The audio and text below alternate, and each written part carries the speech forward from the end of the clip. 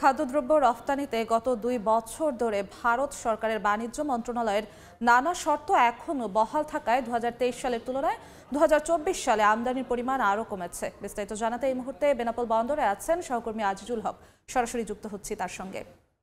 আজিজুল, বেনাপোল স্থলবন্দর দিয়ে ভারত এবং বাংলাদেশের মধ্যে যে সমস্ত পণ্য আমদানি হয় তার মধ্যে বড় একটি অংশ রয়েছে খাদ্যদ্রব্য জাতীয় পণ্য। তবে গেল ২ বছর ধরে ভারত সরকারের বাণিজ্য মন্ত্রণালয়ের এই ধরনের জরুরি খাদ্যদ্রব্য আমদানিতে নানান শর্ত এখনো পর্যন্ত বহাল থাকায় খাদ্যদ্রব্যের আমদানির পরিমাণ কিন্তু অনেকাংশে কমে এসেছে।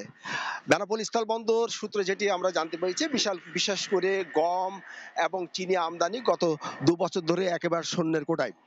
বন্দরের তথ্য অনুযায়ী ২০২৩ সালে বেনাপোল স্থলবন্দর দিয়ে ভারত থেকে আমদানি হয় ৬৪,৫২৩ মেট্রিক টন বিভিন্ন ধরনের খাদ্যদ্রব্য। আর ২০২৪ সালে এসে এই আমদানি পণ্যের পরিমাণ কমে দাঁড়িয়েছে ৪৭,৯৯২ মেট্রিক টন। অর্থাৎ ২০২৩ সাল থেকে ২০২৪ সালে এসে খাদ্যদ্রব্য জাতীয় পণ্য আমদানি পরিমাণ কমেছে ১৬,৭৩১ মেট্রিক টন। ২০২১ সালের ২০ জুলাই থেকে ২০২৪ সাল পর্যন্ত সিদ্ধ আতপ চাল আসা ভারত থেকে বন্ধ ছিল। একই বছরের ১৩ মে থেকে গম আমদানি বন্ধ, ২৮ ডিসেম্বর থেকে চাল আমদানি বন্ধ এবং ১৯ আগস্ট থেকে পেঁয়াজ রপ্তানিতে ৪০% শুল্ক আরোপ এবং রপ্তানি মূল্য $৮৫০ বৃদ্ধির কারণে গত বছরে পেঁয়াজের যে স্বাভাবিক আমদানি সেটি কিন্তু বন্ধ ছিল।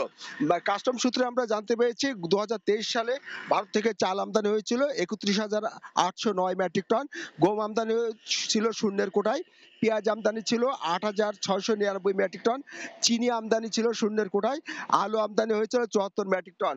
২০২৪ সালে এসে এই আমদানি পরিমাণ অর্ধেকের নিচে কমে এসেছে। তো এই ছিল বেনাপোল স্থলবন্দর দিয়ে যে খাদ্যদ্রব্য জাতীয় পণ্য আমদানির ক্ষেত্রে ভারত সরকারের যে নানান শর্ত সেটি এখনো পর্যন্ত বহাল থাকায় প্রায় ১৬,০০০ মেট্রিক টন পণ্য আমদানি কমেছে তার সর্বশেষ। বেনাপোল স্থল বন্দর থেকে সরাসরি যুক্ত হয়েছিলেন সহকর্মী আজিজুল হক।